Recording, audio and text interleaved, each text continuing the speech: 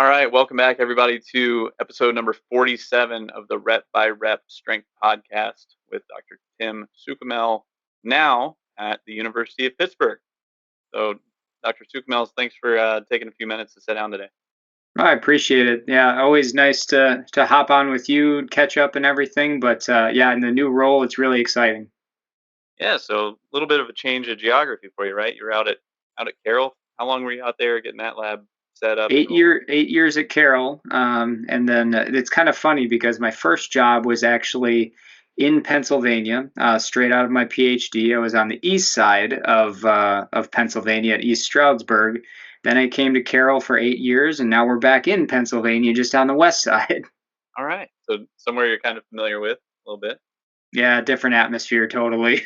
A little bit bigger. So you were talking about you got some new toys to play with, some new things that I'm sure is going to drive some new research for you. So, what are some new projects you got in the works?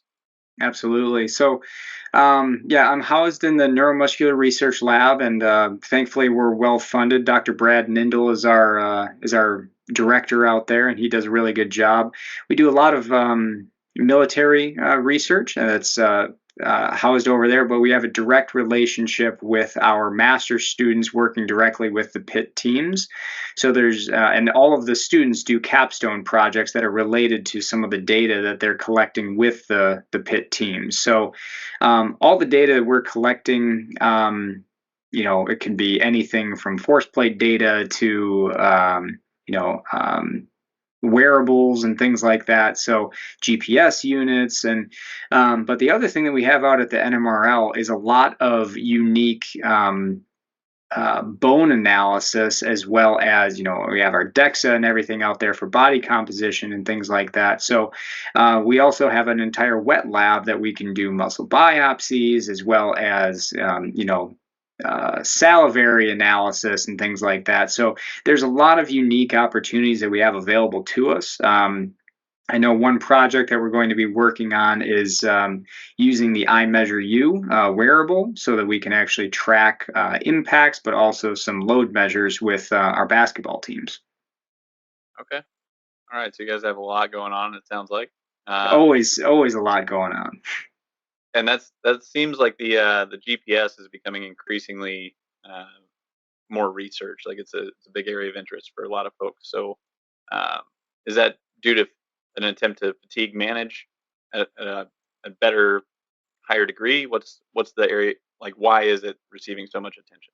Yeah, so GPS is pretty unique in the sense that obviously the athletes are wearing them throughout competitions. Our women's soccer team played yesterday, and they wear the units. Our women's volleyball team plays tonight, as well as men's soccer.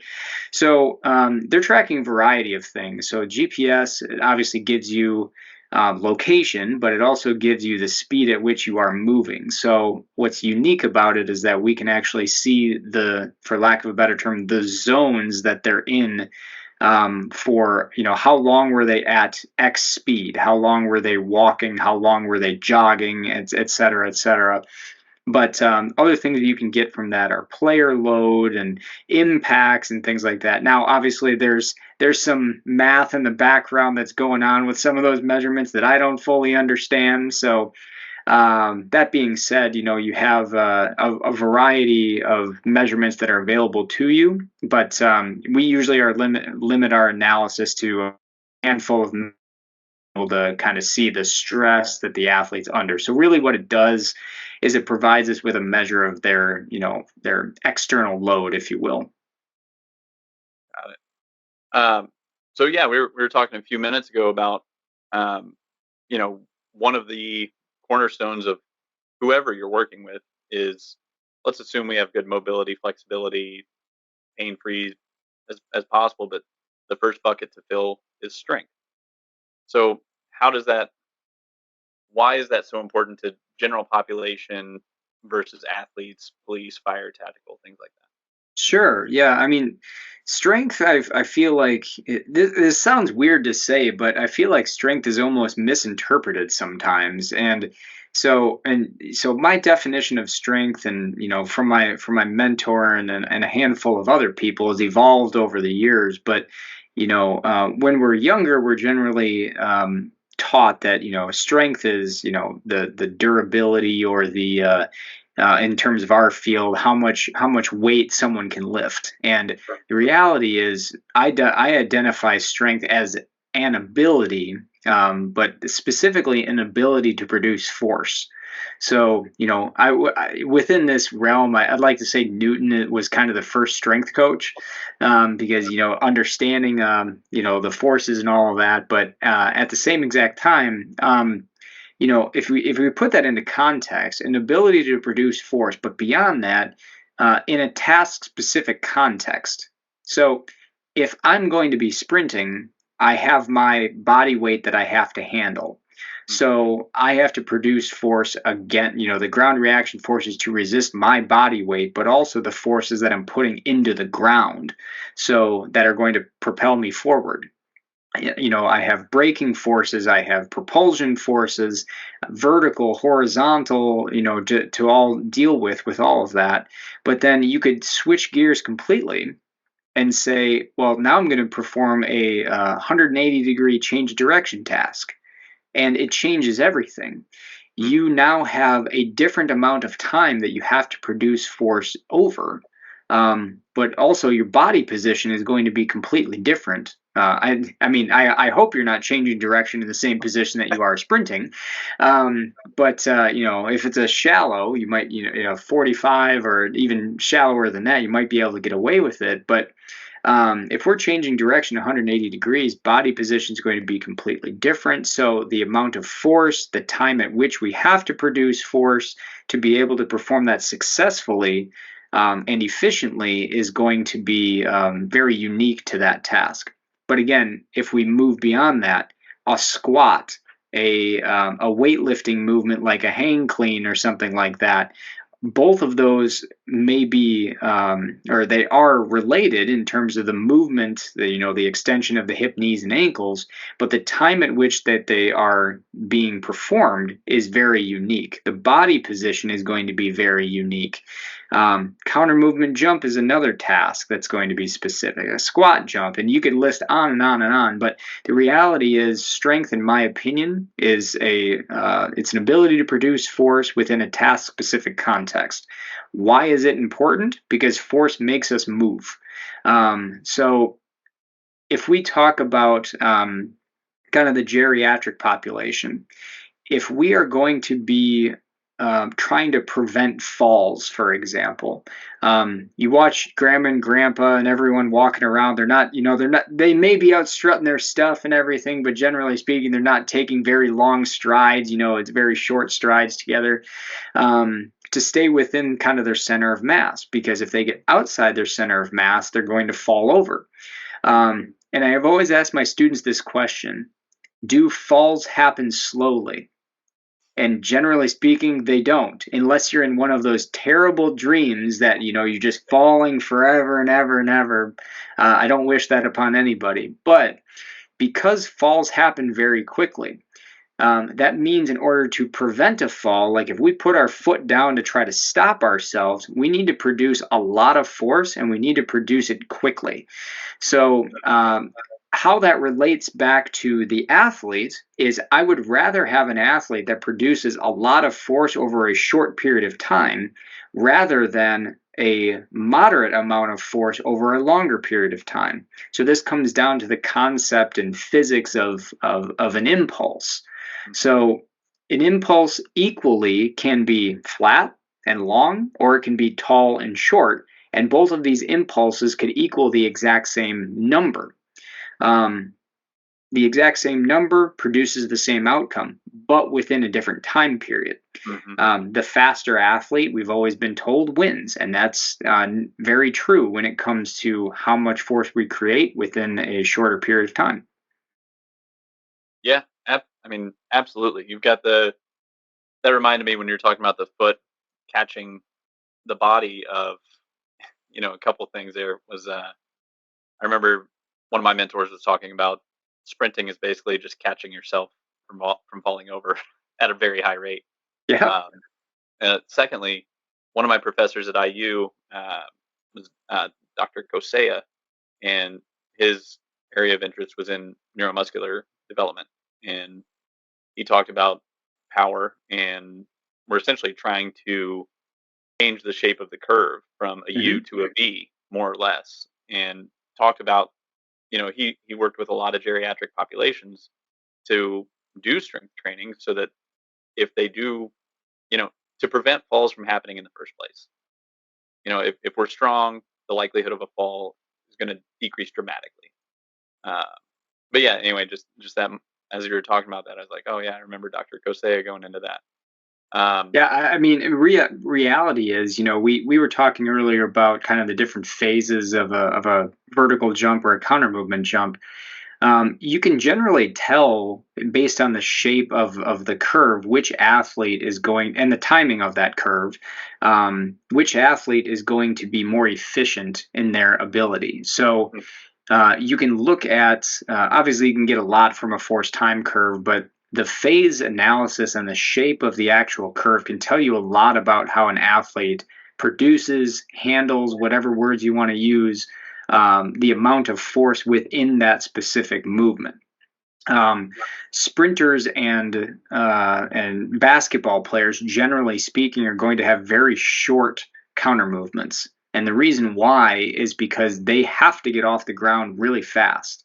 But within that time period, because they shorten their downward movement, they have to be able to handle those eccentric forces or braking forces within that short period of time. So, an emphasis being placed on those certain phases for those athletes is incredibly important.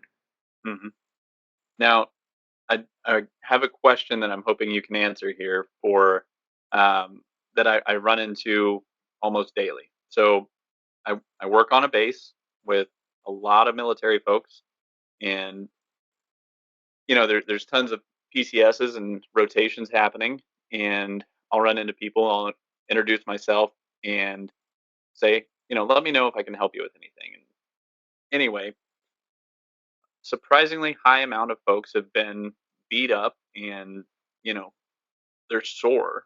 Their bodies just don't move well, and I don't know if they were ever taught how to properly lift or train in the first place.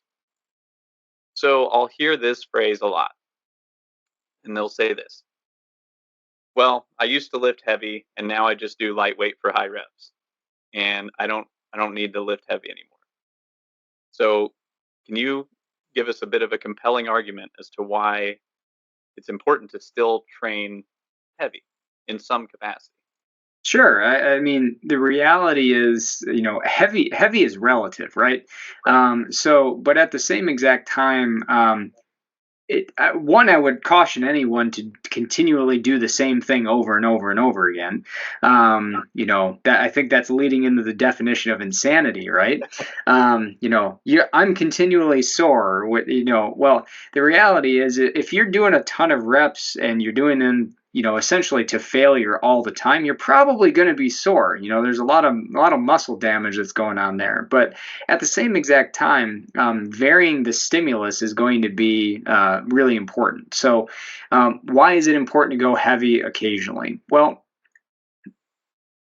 heavier loads in general are going to provide a more unique stimulus to the neuromuscular system as well as the skeletal system.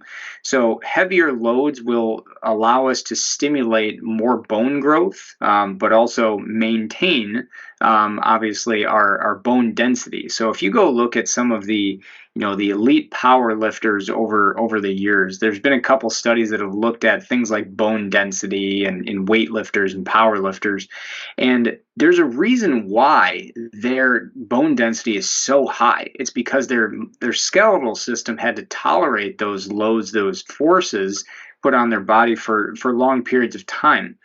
Now, I would caution anyone to go from doing nothing to lifting something incredibly heavy, right off the bat, because it's all about progression, overload, and individualization at that point. But at the same time, being able to expose your body to heavier loads periodically is going to also stimulate the strengthening of different tissues, including bone, including tendons, including ligaments, the muscles, obviously. But that in itself also allows us to not only produce more force, which again would benefit our movement, um, but it also starts to allow us to produce force more quickly and kind of turn on and turn off our the motor units within the task as necessary. So the reality is stronger individuals may be more efficient in their movements because they don't have to use all of their motor units all the time. Mhm. If we took the person who's sitting on their couch doing nothing, and then they tried to perform certain tasks and even activities of daily living, they can be very difficult. But if you add the additional overload of something that's going to be something that's a little heavier than what they're used to, then those types of tasks may become easier and easier. You hear from kind of the general population, what's your goal for training? They said, oh, well, I want to be able to play with my kids. I want to be able to lift them up and things like that. There's a really good commercial. It was and I think it was an older man that kept going into his garage and was lifting up paint buckets or something like that, I remember that. and continually, lifted things up and put them on the shelf. But the idea is that he's adding an additional overload to what he has had previously, and as a result of that, he's getting himself stronger within that specific task, which allows him then to lift up that kid. So again, we train movements in the weight room. We're not training specific tasks. So um, if we squat, for example, we're strengthening, the hips, the knees, the ankles, the core. But at the same exact time, any movement that will then have extension or flexion of those movements will become stronger. And then, of course, by adding an additional overload, the classic example is in order to get strong, you have to lift heavy eventually. So, um, you know, strong is relative to the individual, but um, so is the ability to, classify what is heavy and what isn't. So that's an excellent segue because my next question here is, you know, I see people who mistakenly will just see an advanced, they'll not realize that it's an advanced program. Number one, they don't take into account the biological age, the training age, all of those factors, and they just copy and paste. And then, sure enough, disaster happens later. So I think if people were educated on how to properly qualify themselves to figure out like what's an appropriate place to start versus advanced techniques, can you kind of give us some distinction here of what qualifies someone as a beginner versus an advanced or an intermediate or Sure. elite? Yeah, I mean, again, the training age for individuals is very unique because it comes down to the experience that they've had with the movements and the quality of that experience, but also the coaching that they've had or lack of coaching. All of us probably remember the very first time that we did a Romanian deadlift or a stiff leg deadlift, because the next couple days you look at that set of stairs and you're thinking, no way can I get down those things, right? But looking at a program, generally speaking, what I have found over the years is that um, individuals who either have a limited experience in terms of programming and or maybe program usually see really high repetitions. The classic example, and it's been around since probably the 40s, is 3 sets of 10. So you'll get individuals that'll say, "Yeah, I'm doing 3 sets of 10 so I can get stronger." That's a conversation for another day, but the reality is, can you get stronger lifting that? Yes, for a while, but eventually you're going to have to decrease the reps if you actually want to get really strong. So With that being said, beginner programs, you see higher repetitions, but you'll also see a lot of exercises. Mm, You don't just see, you see single joint, a lot of single joint movements versus multi joint movements in beginner programs.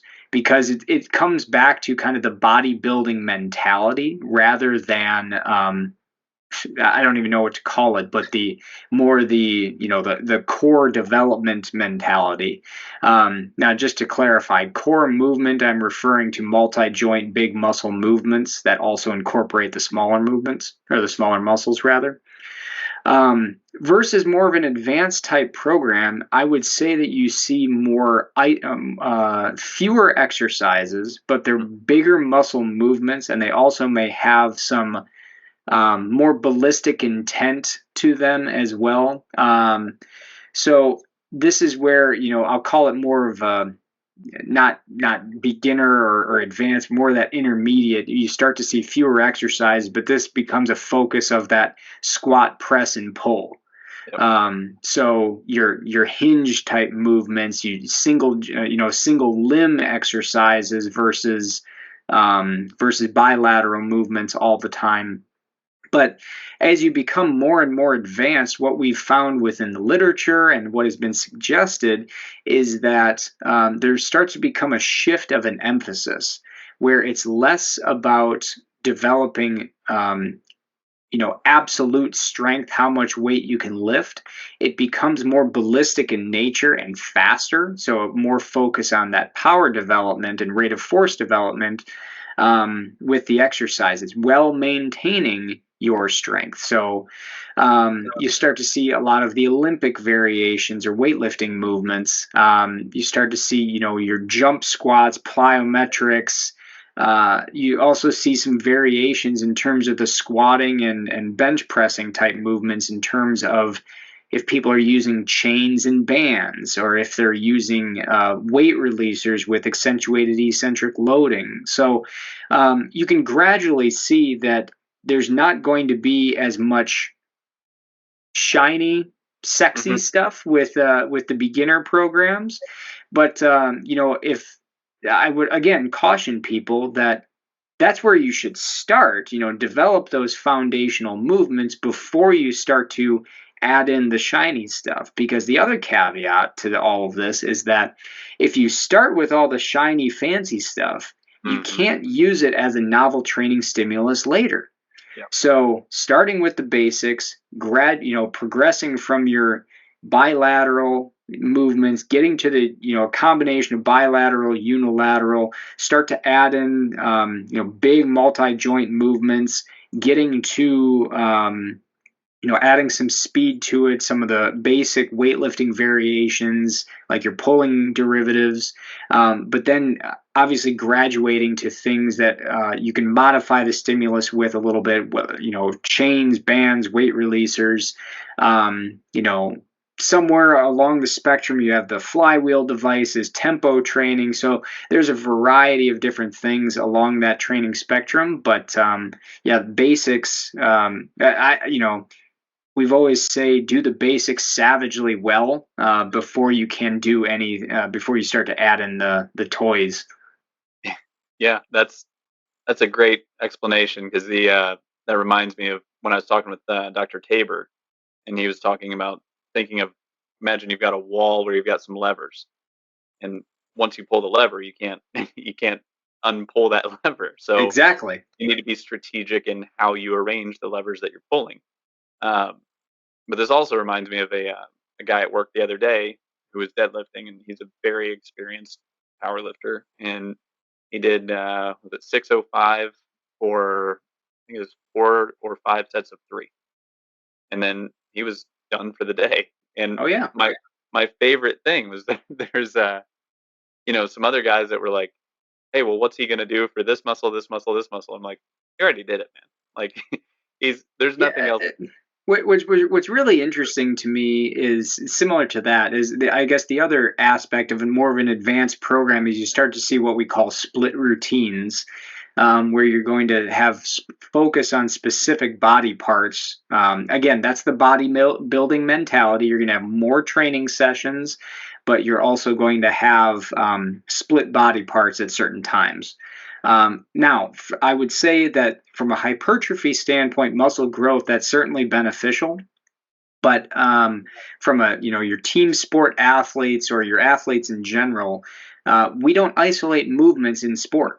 So I advocate for full body lifts, and every time we lift, and kind of emphasizing more of a push pull mix emphasis over the course of the week, where you're adding in upper body and lower body movements, and then obviously depending on the phase, ballistic variations depending on what we're using. But yeah, it's interesting that you can come in, you do a single exercise for X number of sets, and that probably took 2 hours. Yeah, he was. It was funny because when I talked to him about, and we talk training all the time, and his his dad had taught him quite a bit about lifting, and then he's done some digging himself. But anyway, it was we were talking about frequency, referring back to the fit principle. What's Hmm. the frequency by which you do something so fatiguing? And Hmm. he's like, "Oh, I might deadlift maybe once a month." And like, and he's not counting his light deadlift sessions, which are just practicing the movement, Hmm. But anyway, the what I tell people who are new, that have a younger training age, is your frequency needs to be much higher in general, and the intensity is going to need to be much lower because you need to practice the movements so you can get good at the movements over time, and then gradually flip that.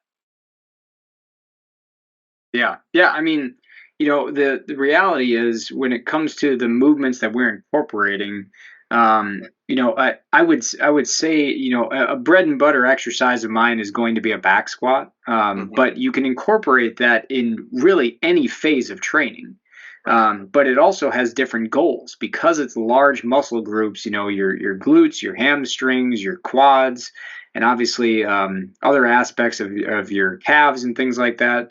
um, I can develop hypertrophy within that. I can develop strength within that. I'm not necessarily, and this may, not agree with some people's training principles, but um, a squat exercise is not a power exercise, Hmm. in my opinion. You can do what you call speed squats and move squats faster, but the reality is other exercises move faster and you can generate more power during those exercises. So if you're trying to develop power with a squat, focus on the force side of things, that force and velocity relationship. But yeah, I digress. No, no, I think where I've heard folks say that strength is measured in velocities, and then we're going to kind of pick exercises from there. Um, but I think a lot of people get married to certain exercises, and they get caught up in like, this is the only exercise that I can do. Mm, Like I'll like, just to dive into one, because I'm interested to hear your thought on people getting into the whole debate of, well, should we Olympic lift, or should we jump, or should we do trap bar jump shrugs? What should we do here? And which one's best for developing power? It's all you can do all of it, but what's appropriate within your equipment that you have available, your time, all that other stuff. But yeah, just so I can get your view on when people argue about Olympic lift derivatives or the full Olympic lifts versus like a trap bar jump shrug. Is one well, better or worse? I mean, we could. This is an entire podcast in itself because this is the age-old debate. Just recently, it came up on X again.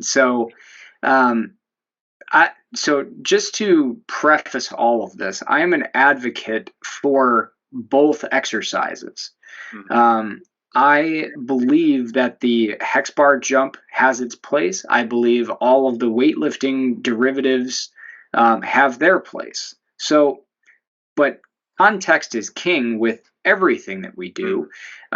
But what I would say is that first and foremost, if the individual does not have the skill to mm, perform weightlifting movements in general, I think the hex bar jump is a great alternative compared to using those exercises.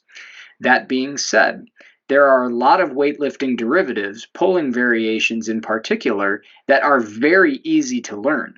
mhm, So things like a jump shrug, a mid thigh pull, a counter movement shrug. I could go on and on about a variety of different exercises, but there are a lot of those variations that are very easy to learn.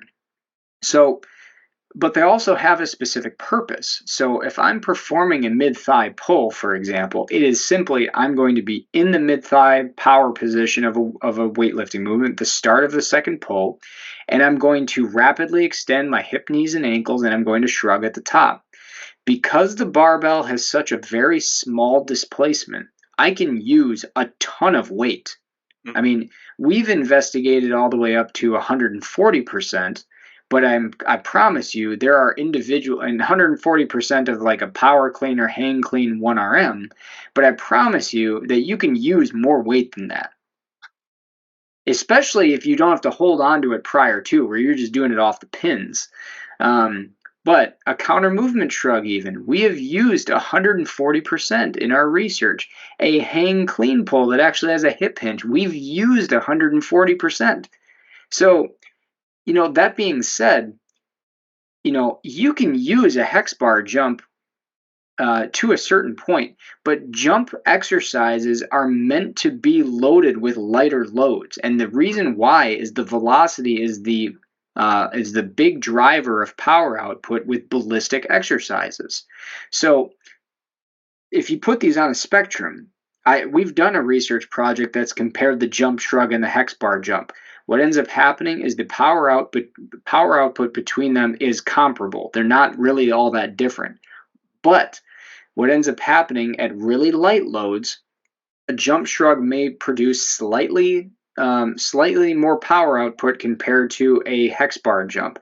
But as the load starts to increase a little bit, then the hex bar jump shifts and is now producing a higher power output.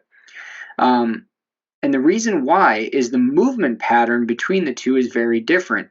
You have a jump shrug that has a hip hinge movement versus a hex bar jump does not. You're dropping pretty much straight down and straight up. The load is distributed around you. So but what we've also found within that is they have unique force velocity characteristics. A jump shrug is a more force dominant exercise, i.e., it produces more force at peak power compared to a hex bar jump. A hex bar jump is more velocity dominant compared to a jump shrug. So that being said, if we put all these exercises on a spectrum, you have your mid thigh pull counter movement shrug on one side that produce a ton of force because we can use a lot of weight within that movement. Shift all the way down to the end of the spectrum of weightlifting derivatives. You have your jump shrug, which is your most ballistic movement, your fastest movement out of all of those. But then they have their own spectrum with weightlifting movements, and you can do a lot with it. Our research, Paul Comfort's research, Christoph Kipp's research, we've shown that you can do a lot with those. But if you take a step outside of that and add in the hex bar jump, the hex bar jump adds a velocity, an additional velocity component of it. But to take this even a step farther, we're talking about weightlifting movements and hex bar jump. Well, guess what's faster than a loaded jump? An unloaded jump. What's faster than an unloaded jump? A loaded sprint. What's faster than a loaded sprint? An unloaded sprint. So you kind of get this idea of that if I'm going to train triple extension hip, knees, and ankles, I can do that with all of these different types of movements, but it doesn't have to be one or the other. There is no, single exercise that's going to accomplish all of that. Um, you're going to get the individuals that advocate for, well, if you catch the bar in a clean, it's going to, football. I'm going to tell you, one thing gets simulating hitting football, and that's getting hit in football. we're not running at people in the weight room with a barbell and throwing it at them to try to simulate getting hit in football. So my point being with this is you have a landing component to a hex bar jump.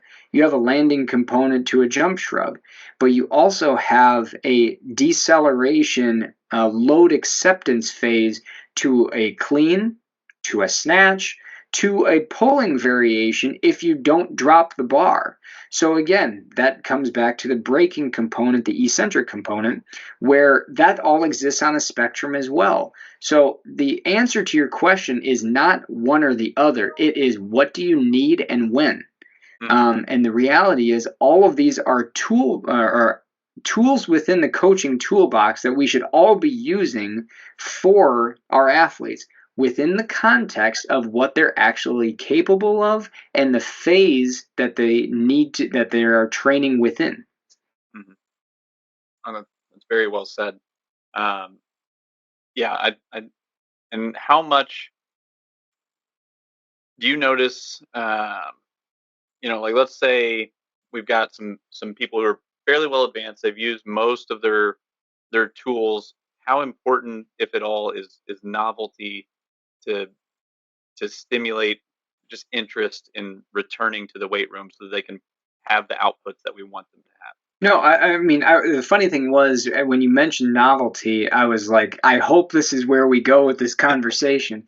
No, in reality, being able to introduce a novel training stimulus to somebody is an invaluable tool, because as we learn within an individual task itself, so we may get really good at squatting, for example.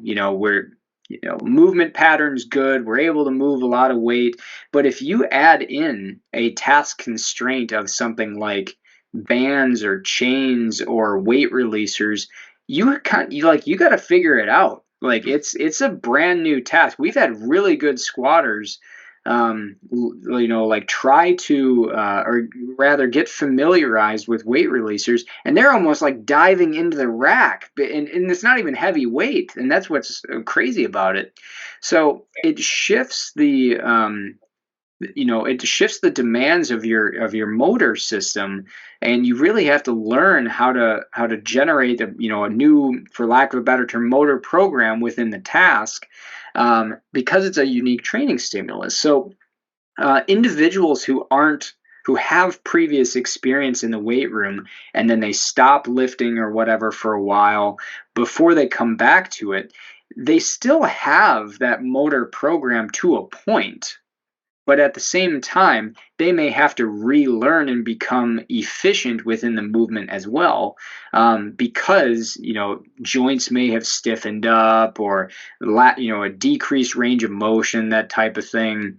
Anthropometrically, did they grow? All these different things. So if you took a youth athlete who did a lot of body weight exercises, this happens all the time. If you ask a toddler to do a full squat, it's like what we would consider kind of that perfect squat, full depth, no considerations to it. But then we start sitting in a computer chair for a long period of time. We sit in a desk, we stop moving and performing that movement all the time. And then they come back and they're like, well, why can't I do this? you know growth of joints and muscle and things like that, variety of different characteristics. But the novelty of reintroducing or introducing something new to somebody, that they haven't experienced before, is invaluable, especially from an athletic standpoint, for that athlete that wants to get to that next level. Yeah, and I'm definitely not someone I would consider an advanced athlete at all. I'm just a guy who tries really hard when I go into the weight room. But yeah, we got some AEL hooks, some weight releasers, and I think I sent you a text message or email about what are some rough guidelines I could use here, and I didn't go very heavy on those, and I was very surprised how long I was sore, uh, just from a new stimuli that I hadn't experienced. And then It's Yeah, it's very unique, and I will say that weight releasers, you know, we have a number of projects in the works. Myself, Dr. Tabor, I know Justin Merrigan's done some good work. John Waggle has done some really good work. Jamie Douglas, Melissa Harden, just to throw out some other names that have done some really good AEL work. Um, what we're finding with this is that with men and women, um, the difference between, or at least with our research, performing traditional squats versus AEL squats, um, you won't always get, again, we're doing follow up analyses, but you won't always get a massive difference in the propulsion phase of the actual movement or the concentric phase of the movement. What you do end up getting is a difference in the braking stimulus, obviously. More load, you have to modify how you're producing force against it. But in our follow up analysis, what we end up finding is there's no difference between stronger and weaker people with traditional squats from both a braking standpoint and mostly from a propulsion standpoint, relatively speaking. But that being said, add in weight releasers, and what you find is that stronger individuals produce more force during the braking phase. They produce more force faster in the braking phase, and they also produce more force faster in the propulsion phase. So you almost have that carryover and that potentiation effect within the actual set.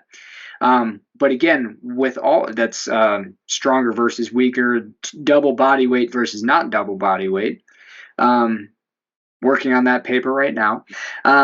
But the other thing that we see is that loads don't eccentrically don't always have to be super maximal. Mhm. So I see some of these protocols, and I'm like, I would never want to do that study. Yeah. I like there's some protocols out there that, you're doing 120, 125% 1RM eccentrically and like 90% concentrically. I'm like, nah, I'm good. I don't have to do that. But Yeah. the heaviest loads that we've used concentrically within our research has been 80%, which you would still consider a pretty heavy load. Yeah. Yeah. Um, Especially when you're performing it for multiple repetitions within the actual set. Yeah. I think um, some metrics that Dr. Tabor gave me was talking about maybe 3 sets of up to, and this is if you're feeling very fresh, would be up to 120%, Mm, but on the concentric would be within 70 up to 80% range. yeah, Uh, yeah. I mean, what we have found also with the loading research that we've done with Dr. Tabor as well, um, that we looked at loads concentrically that were 50, 60, 70, and 80%. We also oh, and eccentrically looked at 100%, but also looked at 110%. So as you can imagine, when you go down and 60% falls off, it's pretty unique. But yeah, what we ended up finding between that is, as you can imagine, greater braking forces are going to be produced by heavier loads. That shouldn't be overly surprising to people, mm, but it doesn't necessarily carry over unless you're strong um, to the concentric side of things. So but again, we haven't gone over 110% in our lab. But I would also question, do you have to, right. with certain things? Because now, granted, some of these individuals that participated in this study didn't just squat double body weight. They did like 2.4, 2.5 times their body weight. So, that being said, there is research out there to suggest that from a relative standpoint, stronger individuals are actually going to tolerate a lower percentage from super maximal loads compared to weaker individuals. And part of that has to do with the fact that weaker individuals, their 1RM is fluctuating a lot more than stronger individuals. But also, they're still figuring out their movement patterns. So, Hmm. uh, within the research, I think we can certainly advocate for the fact that AEL is a advanced training method Mhm, that should be used by stronger individuals who are competent within the movement. mhm. Yeah, and I would be interested. I'm sure you're already digging into this of like why exactly are they what are the very specific reasons why the stronger individuals are going through these different phases at a faster rate? I mean, is it myelination? Is it, whatever's going on? But um I I would love to hear more as you dig into this, but I do have another meeting right after this. But yeah, this has been very good. This is I'm gonna send this to all of my tactical folks and all of my fire individuals just so they can know that it's not just me regurgitating stuff. This is coming from people who are, more well versed in these areas than I am. So, Oh, I appreciate it. Don't sell yourself short. You're doing quite a bit. but yeah, thank you very much. Where can everybody find out more about what you've got going on, social media handles, all that stuff? Because I think you put out a ton of great content, speaking engagements that people can look into and all that. So I'd love to if you could share that information, please. Sure. Yeah. Both on X and Instagram, my handle is Dr. T Suchomel. Try to put as much stuff out on there as possible, but at the same time, I'm not a social media guru. So, um, but yeah, all of our stuff on I think on X, are a link to my research gate is there. So all the research that we've done, people should be able to get access to a certain point. But yeah, then obviously you could be able to search my email at University of Pittsburgh now. So, but yeah, lots of good things going on here, and I welcome the questions and the conversation. But and again, Travis, I appreciate you having me on. Yeah, thank you again, and I encourage everyone to reach out because and Dr. Tuknell is very responsive uh, on social media to comments, questions, discussions, things like that. So he's one that will actually engage and help out as much as he can. So thank you again. I really appreciate your time. Absolutely, thanks for having me. All right, cool. Thank you very much.